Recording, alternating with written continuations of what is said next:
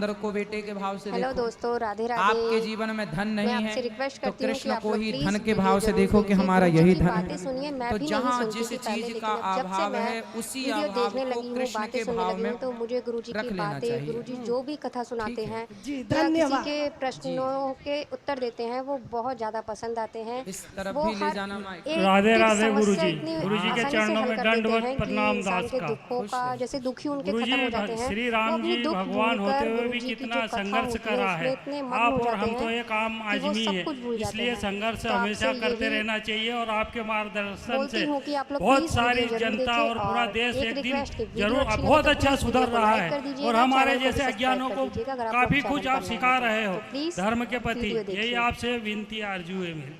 खुश रहे, खुश रहे। राधे राधे गुरुजी। मेरा नाम जया थोरात, मैं इंदौर से ही हूँ। गुरुजी मेरा ये प्रश्न है कि पूजा में काले वस्त्र क्यों नहीं पहनना चाहिए? क्योंकि मम्मी अक्सर मना करती है कि पूजा में काले वस्त्र नहीं पहनना चाहिए। काला वस्त्र नहीं पहनते इसलिए कि वो शुभ सूचक नहीं है, है ना। बाकी यदि आप पहने हैं, जैसे बाल तो काले हैं जी, मैं यही बोलती हूँ मम्मी को, मम्मी मैं अगर काली होती तो क्या आप रखते नहीं क्या मुझे?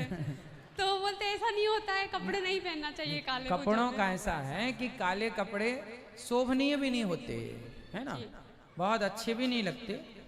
यदि बीच में कंट्रास्ट है कुछ तो अच्छे लगते हैं। डायरेक्ट आप पूरा ब्लैक पहन लें, जब तक कोई कंट्रास्ट ना हो, जब तक उसके साथ कोई दूसरा रंग ना हो, तब तक वो खिलकर नहीं आता। तो अभी ये काले रंग को ना नेताओं ने क्या कर रखा है, जब भी कुछ हुआ हंगामा तो काले कपड़े काली पट्टी पहन लेते हैं। तो लोगों को लगता है कि ये काला कपड़ा तभी पहना जाता है जब कुछ गड़बड़ हो जाता है।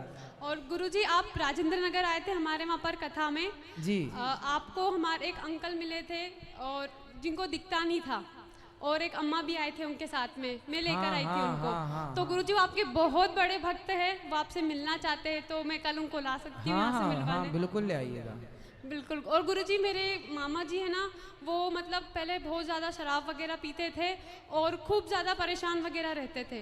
बट आप आए वहाँ पर राजेंद्र नगर में कथा सुनने, वो वहाँ पर आप तो फिर आपसे गुरु दक्षिणा ली मेरे मामा जी ने, तो उनने दारू भी छोड़ दी और उन्हें सारे जो बुरे काम करते थे सब छोड़ दी और खुशी से उनका परिवार चला रहे हैं आपकी कृपा से। और उन्हें एक सब्जी की दुकान भी लगाते हैं, वो बहुत खुश है आपकी आशीर्वाद से।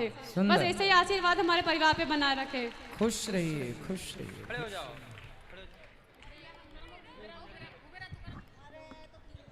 गुरुजी राधे राधे, मैं इंदौर से हूँ। आपकी कथा सुन के बहुत परिवर्तन आ गया हमारे घर में। क्या?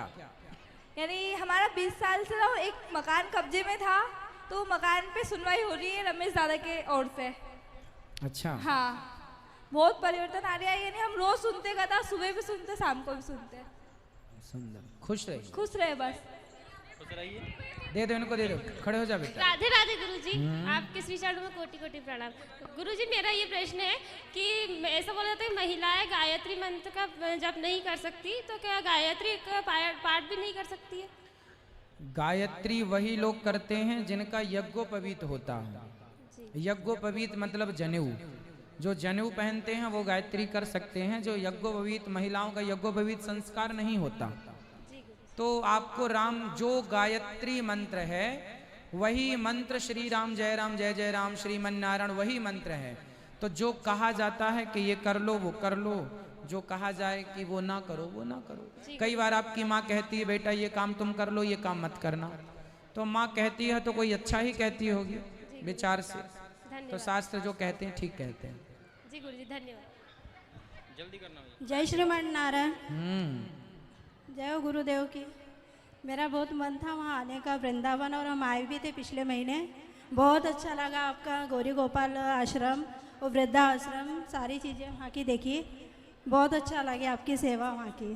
खुश रहिए। और मेरा ये था कि जैसे अपन मानसिक इसमें रहते तब भी भगवान का मंत्र जाप कर सकते हैं? हाँ कर सकते हैं। उसमें अपने को कोई दोष पाप तो नहीं लगेगा? कोई पाप नहीं लगता भगवान का नाम जपने से, काय का पाप। राधे राधे गुरुजी। जी मेरा पर्सनल क्वेश्चन है, मतलब मैंने बहुत लोगों से सुना है कि आपसे अगर पूछूंगी तो उसका समाधान हो जाएगा। तो बोलो। मेरे भैया का विवाह नहीं हो रहा है, मतलब अभी वो 29 वर्ष के, तो क्यों नहीं हो रहा है? बहुत कठिनाई आ रही है। तो आपके भैया करते क्या हैं? वो प्राइवेट सेक्टर में सेल्स एग्जीक्यूटिव है। कितना कमा लेते हैं? 25,000 महीने का। महीने का। तो लड़की वाले क्या कहते हैं?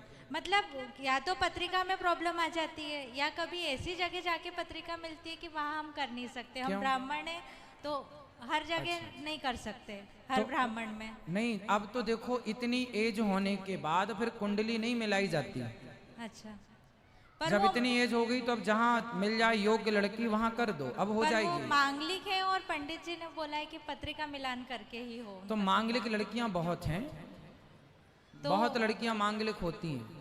तो ऐसा कोई पूजन है या कुछ पाठ हो जो करने से शीघ्र हो जाए? वो तो कुंडली देख के ही पता लगेगा कि कौन सा पूजा का विधान है। पर आप इस उम्र में अब कुंडली के चक्कर में ना पड़ो। उनसे बोलना कि वो पीपल की रोज सवेरे पूजा करें, जल चढ़ाएं, शाम को दीपक जलाएं, 1 साल के अंदर शादी का योग बन जाएगा। धन्यवाद गुरुजी। राधे राधे। जय श्रीमन। जय श्रीमन नारायण। जय श्रीमन नारायण गुरुदेव। राधे राधे। गुरुजी मेरा ये प्रश्न है कि मनुष्य के हृदय में इतनी सारी इच्छाएं होती हैं, जोर से। मनुष्य के हृदय में बहुत सारी इच्छाएं होती है, उनको समाप्त करने के लिए क्या करना चाहिए? भक्ति करना चाहिए। हाँ। कांटा लग जाए तो कांटे को कांटे से निकालना चाहिए। अच्छा। कांटे को किससे निकाल सकते हैं आप? सुई से या कांटे से? जी गुरुजी। उसी तरह इच्छाएं बहुत हैं, तो इच्छाओं को खत्म करने के लिए इच्छाएं चाहिए। कौन सी इच्छाएं? अभी संसार की इच्छाएं हैं, अब भगवान को पाने की इच्छाएं रख लो। भगवान को पाने की प्रबल इच्छा होगी तो ये संसार की इच्छाएं समाप्त हो जाएंगी। जी गुरुजी। भगवान को पाने की प्रबल इच्छा हो किसी की तो उस इच्छा के आगे सारी इच्छाएं धरी रह जाती हैं। इसलिए एक इच्छा बनाओ भगवान को पाने की। मेरे तो गिरधर गोपाल दूसरों ना को, एक भगवान की इच्छा। गुरुजी बस मेरी यही इच्छा है कि बस अब मेरी सारी इच्छाएं समाप्त हो गई हैं। हो जाएंगी सत्संग से। सत्संग करो और भगवान को पाने की इच्छा रखो, धीरे धीरे सारी इच्छा। जी गुरुजी मैं भोपाल से आई हूँ।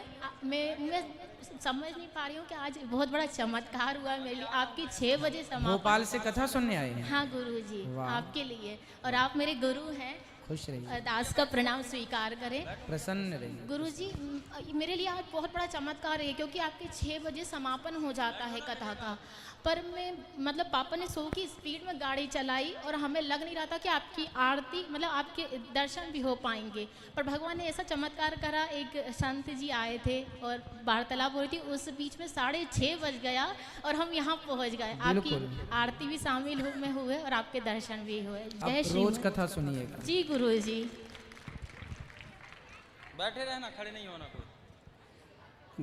गुरुजी आपके चरणों में दास का कोटि कोटि प्रणाम। जी भैया खुश रहिए। गुरुजी मैं मुंबई थाना जिले से आया हूँ, सिर्फ आपके लिए आया हूँ गुरुजी।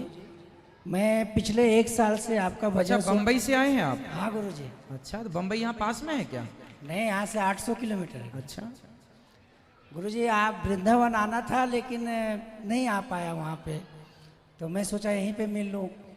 तो गुरुजी मैं 1 साल से आपका भजन सुन रहा हूँ जी।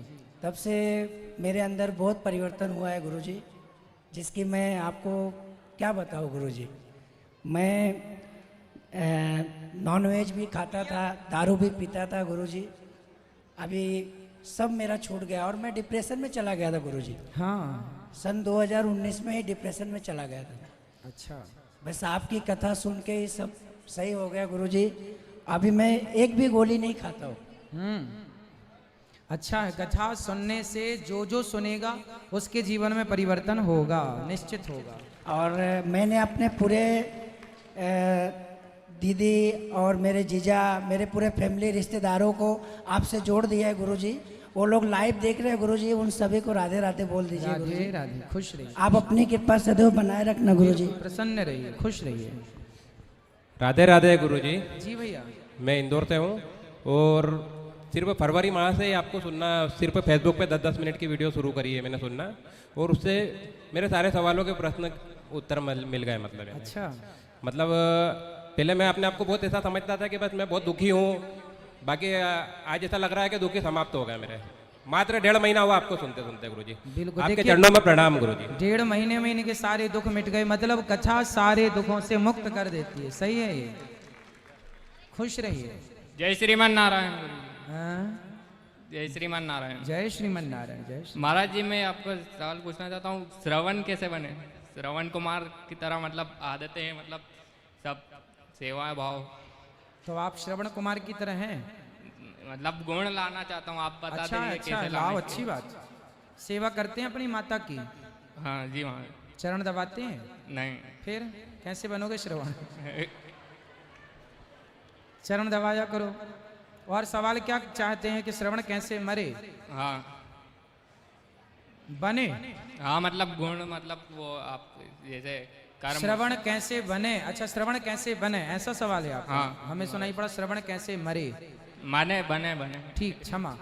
श्रवण ऐसे बने, श्रवण की पत्नी जो थी वो, उनके पत्नी जब आई तो उनके माता पिता अंधे थे, तो उनकी पत्नी ने बर्तन ऐसा बनवाया माटी का जिसका मुंह एक था, उसके पेट 2 थे। एक तरफ वो खिचड़ी बनाया करती थी और एक तरफ खीर बनाया करती थी। खिचड़ी छाछ की बनाया करती थी और उसमें नमक डाला करती थी, और खीर तो दूध की है। दोनों का रंग एक सा होता था। तो खिचड़ी परोसती थी सास ससुर को और खीर परोसती थी अपने श्रवण कुमार पति को। एक दिन श्रवण कुमार भोजन करने बैठे तो पिता के साथ बैठे, तो पिता ने कहा बेटा बहुत गर्म है। तो श्रवण कुमार ने अपनी थाली पिता को दे दी और पिता की थाली। जब श्रवण के पिता ने खीर खाई, बोले बेटा आज घर में कोई त्योहार है क्या? नहीं पिताजी। तो घर में खीर क्यों बनी है? तो बेटे ने कहा पिताजी खीर तो रोज बनती है। ना बेटा, मुझे तो आज वर्षों बाद खीर का स्वाद मिला। श्रवण ने कहा पिताजी मैं तो रोज खीर खाता हूँ और मैं आपको भी खीर खाते देखता हूँ। श्रवण ने जब उस खीर को चखा तो वो नमक वाली थी, खिचड़ी थी। तो पत्नी को श्रवण कुमार ने कहा तुम मेरे माँ बाप से कपट करती हो। मैंने गलती की जो तुमसे अपने माँ बाप की मैंने सेवा करवाई। तुम्हारे हृदय में कपट है और कपट जहाँ हो वहाँ नहीं रहना चाहिए। तो श्रवण ने अपने माता पिता को कंधे पर लिया, कावड़ पर लिया और कहा कि आज से मैं खुद अपने माता पिता की सेवा करूंगा, पत्नी की जरूरत नहीं है। पत्नी को छोड़कर माँ बाप को लेके तीर्थ यात्रा पर निकले और सुबह से शाम तक सिर्फ माँ बाप की आज्ञा और सेवा करते थे। माँ बाप को तीर्थ यात्रा कराना, माँ बाप की चरणों की सेवा करना, माँ बाप को बनाकर खवाना, माँ बाप का पूरा ख्याल रखना। ये श्रवण ने माँ बाप को ही भगवान मान के काम किया, तो आज जगत पूज्य हो गए श्रवण कुमार।